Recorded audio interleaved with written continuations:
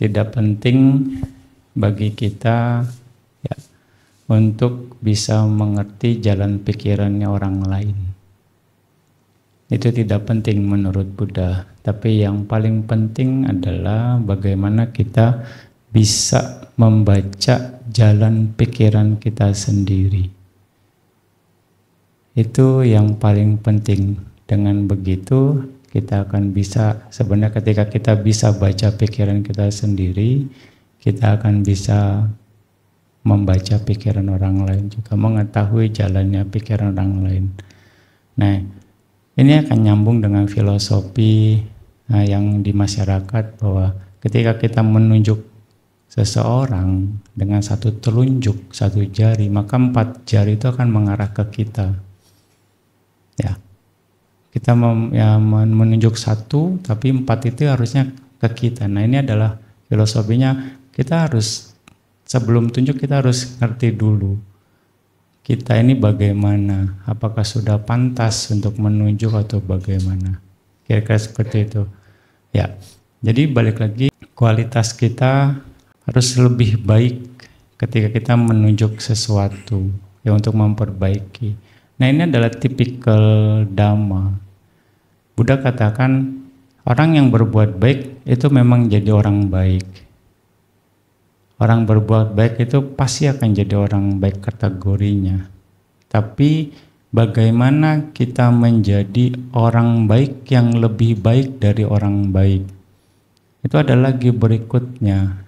Nah, orang baik yang lebih baik dari orang baik itu adalah orang yang bisa menginspirasi orang, ya, orang yang bisa menasehati orang, orang yang bisa menyuruh seseorang, orang yang bisa mengajak seseorang untuk melakukan hal-hal yang memang dia punya.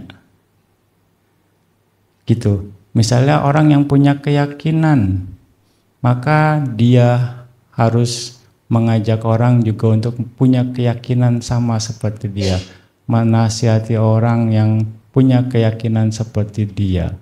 Misalnya menginspirasi orang untuk punya keyakinan seperti dia. Ya, terus mengajak orang untuk punya keyakinan seperti dia. Nah, itu adalah orang-orang yang lebih baik dari orang yang baik.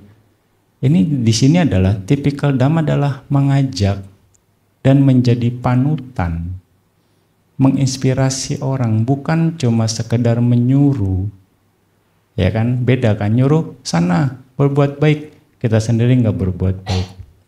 Sana meditasi, kita sendiri nggak meditasi. Sana jadi orang baik, kita sendiri bukan jadi orang baik. Jangan marah-marah, kita sendiri masih marah-marah. Itunya. Makanya ada, jangan ngerokok misalnya.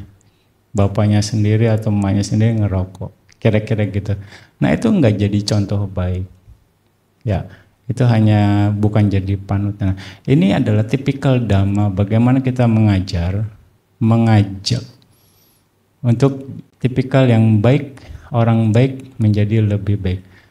Nah, di sini dengan frase ini adalah Buddha mengajarkan kita tidak harus puas dengan kondisi kita yang sekarang.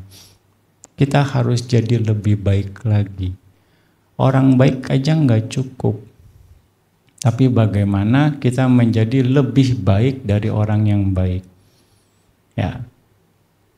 Jadi ya kita harus koreksi diri sendiri lagi. Makanya kita harus ngerti jalan pikiran kita harus ngerti karakter kita harus tahu sifat kita.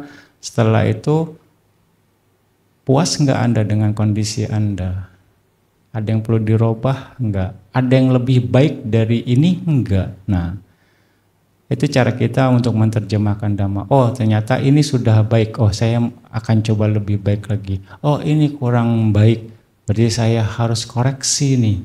Yang seperti ini untuk diperbaiki. Ya kan? Oh, ini sudah lebih baik, saya akan pertahankan kondisi ini. Nah, itu cara kita untuk menerjemahkan Dhamma. Cara kita untuk menerjemahkan bagaimana kita berbuat baik untuk meningkatkan kualitas kebajikan kita. Untuk meningkatkan kualitas batin kita dari cara berbuat baik sekali lagi. Ya makanya Bante di awal-awal pulang ke Indonesia, Bante bilang, Anda sudah sering berdana, puluhan kali berdana, mungkin ribuan kali berdana, mungkin tak terhingga kali berdana semenjak Anda jadi Buddhis. Itu pertanyaan yang sering Bante tanyakan. Tapi gimana kualitas keserakahan Anda setelah Anda sering kali berdana?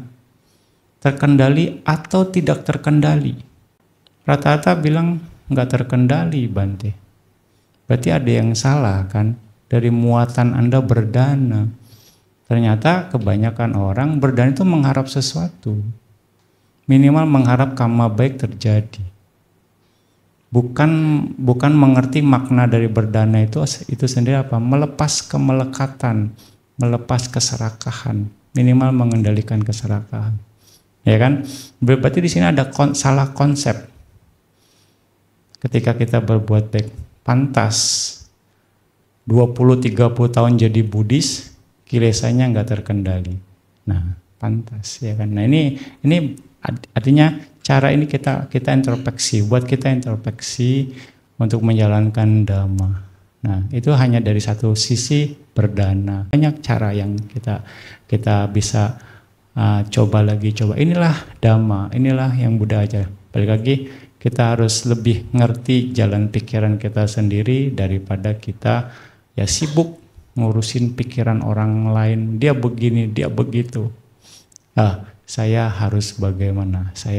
Bagaimana apa yang kita lakukan ini minimal bikin nyaman buat orang sekitar kita.